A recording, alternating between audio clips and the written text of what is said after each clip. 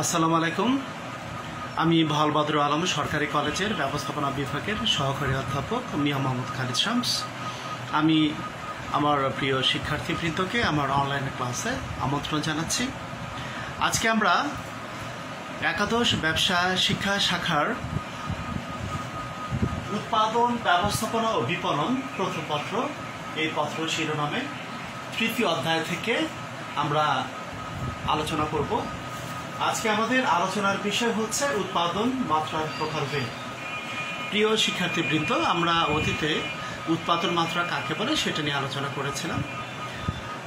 উৎপাদন মাত্রার প্রকারভেদ আলোচনা করার আগে উৎপাদন মাত্রা কি সেটি আবার একটু স্মরণ করে দিতে চাচ্ছি। উৎপাদন মাত্রা বলতে যেটা আলোচনা করেছিলাম সেটি হচ্ছে যে ক্রেতাদের সন্তুষ্টি অর্জনের জন্য, ক্রেতাদের চাহিদা পূরণ করার জন্য উৎপাদনকারী প্রতিষ্ঠান যখন উৎপাদনের যে বিভিন্ন উপকরণগুলো আছে, ভূমি, শ্রম, মূলধন, সংগঠন, এগুলোর যথাযথ ব্যবহারের মাধ্যমে যে পরিমাণ পণ্য দ্রব্য উৎপাদন করে সে পরিমাণকে উৎপাদন মাত্রা বলা হয়। এখন আমরা আলোচনা করতে যাচ্ছি উৎপাদন মাত্রার প্রকারভেদ। উৎপাদন মাত্রার প্রকারভেদ, উৎপাদন মাত্রাকে মূলত চারটি ভাগে ভাগ করা হয়। প্রথমত হচ্ছে ক্ষুদ্র আয়তন উৎপাদন, দ্বিতীয়ত হচ্ছে মাঝারি আয়তন উৎপাদন, তৃতীয় হচ্ছে বৃহৎ আয়তন উৎপাদন এবং চতুর্থত হচ্ছে কাম্য মাত্রার উৎপাদন। এর প্রকারভেদ আলোচনা করতে যে বিষয়টি বলতে হয়, এই প্রকারভেদগুলো মূলত একটি প্রতিষ্ঠানের আকার, একটি প্রতিষ্ঠানের যে আর্থিক সামর্থ্য আছে, প্রতিষ্ঠানের যে নিয়োজিত কর্মী আছে, তাদের উপর ভিত্তি করে মূলত এই উৎপাদনের প্রকারভেদটি তৈরি করা হয়েছে। এখানে ক্ষুদ্রায়তন উৎপাদন বলতে যে বিষয়টি বোঝানো হয়েছে, এখানে কিন্তু আরেকটি যেটি গুরুত্বপূর্ণ বিষয় সেটি হচ্ছে এই উৎপাদনকারী প্রতিষ্ঠানগুলোকে মূলত প্রধানত দুটি ভাগে ভাগ করা হয়েছে। একটি হচ্ছে উৎপাদনকারী শিল্প প্রতিষ্ঠান এবং অপরটি হচ্ছে বাণিজ্যিক ও সেবামূলক প্রতিষ্ঠান। এখন আমরা আলোচনা করব ক্ষুদ্রায়তন উৎপাদন বলতে কি বুঝি। যখন একটি উৎপাদনকারী শিল্প প্রতিষ্ঠানের স্থায়ী সম্পত্তির মূল্য প্রতিস্থাপন ব্যয় সহ ৭৫ লক্ষ টাকা থেকে ১৫ কোটি টাকা হয়, অথবা সেখানে যদি নিয়োজিত কর্মীর সংখ্যা ৩১ জন থেকে ১২০ জন হয়, তখন সেই প্রতিষ্ঠান যে পরিমাণ উৎপাদন করবে তখন সেই প্রতিষ্ঠানকে ক্ষুদ্রায়তন উৎপাদন বলবে। এখন প্রতিষ্ঠানটি যদি বাণিজ্যিক ও সেবামূলক প্রতিষ্ঠান হয়, সেক্ষেত্রে সে প্রতিষ্ঠানের যদি স্থায়ী সম্পত্তির মূল্য প্রতিস্থাপন ব্যয় সহ ১০ লক্ষ টাকা থেকে ২ কোটি টাকা পর্যন্ত থাকে, অথবা সেখানে যদি নিয়োজিত কর্মীর সংখ্যা ১৬ জন থেকে ৫০ জন থাকে, তখন সেই প্রতিষ্ঠানের উৎপাদনকে বলা হবে ক্ষুদ্রায়তন উৎপাদন।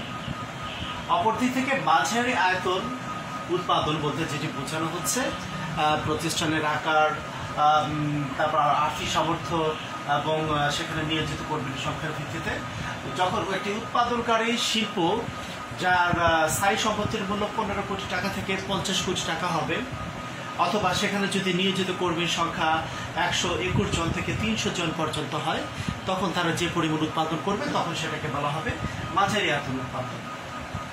তবে এখানে একটা গুরুত্বপূর্ণ বিষয় হচ্ছে, যদি সেই উৎপাদনকারী প্রতিষ্ঠানটি কোনো তৈরি পোশাক অথবা ঘন শ্রমশিল্পে নিয়োজিত কোনো প্রতিষ্ঠান হয় এবং সেখানে যদি তাদের সর্বোচ্চ কর্মী সংখ্যা ১,০০০ হয়, তখনও সেটি মাঝারি আয়তন উৎপাদনকারী প্রতিষ্ঠান হিসেবে বিবেচিত হবে। তারা যে উৎপাদন করবে সেই উৎপাদনটি হবে মাঝারি আয়তন উৎপাদন।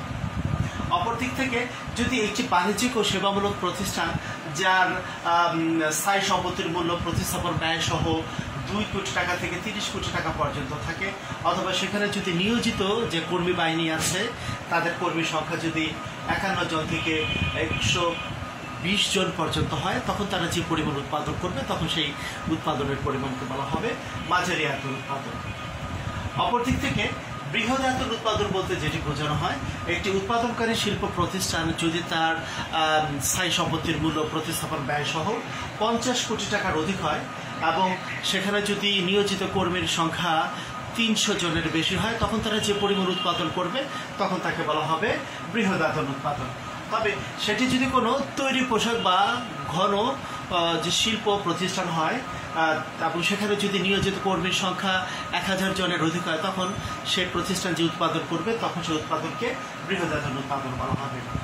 অপরদিক থেকে যদি কোনো বাণিজ্যিক ও সেবামূলক প্রতিষ্ঠানের স্থায়ী সম্পত্তির মূল্য প্রতিস্থাপন ব্যয় সহ সর্বোচ্চ 30 কোটি টাকা হয়, অথবা সেখানে যদি নিয়োজিত কর্মীর সংখ্যা 120 জনের বেশি হয়, তখন সেই শিল্প প্রতিষ্ঠান যে পরিমাণ উৎপাদন করবে সে পরিমাণকে বলা হবে বৃহদায়তন উৎপাদন। এখন সর্বশেষ যে প্রকারভেদ সেটি হচ্ছে কাম্যমাত্রার উৎপাদন। একটি উৎপাদনশীল প্রতিষ্ঠান যে পরিমাণ উৎপাদন করে, হ্যাঁ, সেখানে যদি তার গড় ব্যয় সর্বনিম্ন হয়, মিনিমাম গড় ব্যয় সে যদি উৎপাদন করতে পারে যে পরিমাণ উৎপাদন করলে সে পরিমাণকে বলা হচ্ছে কাম্য মাত্রার উৎপাদন। প্রিয় শিক্ষার্থীবৃন্দ, আজকে আমরা উৎপাদন মাত্রার প্রকারভেদ আমরা আলোচনা করেছি। এখানে আমরা 4টি প্রকারভেদ যা জেনেছি। একটি হচ্ছে ক্ষুদ্রায়তন উৎপাদন, দ্বিতীয়টি হচ্ছে মাঝারি আয়তন উৎপাদন, তৃতীয়ত হচ্ছে বৃহদায়তন উৎপাদন, চতুর্থ হচ্ছে কাম্যমাত্রার উৎপাদন। এগুলো কিন্তু প্রতিষ্ঠানের আকার, প্রতিষ্ঠানের আর্থিক সামর্থ্য, প্রতিষ্ঠানে নিয়োজিত যে কর্মী বাহিনী আছে তাদের সংখ্যা, এগুলোর উপর ভিত্তি করে একটি প্রতিষ্ঠান যে পরিমাণ উৎপাদন করে সেই পরিমাণগুলোকে মূলত বিভিন্ন শ্রেণীতে ভাগ করা হয়েছে। আশা করি তোমরা সবাই বুঝতে পেরেছ। আগামী ক্লাসে আমরা নতুন করে একটি টপিক নিয়ে আলোচনা করব। আল্লাহ হাফেজ। Thank you everybody.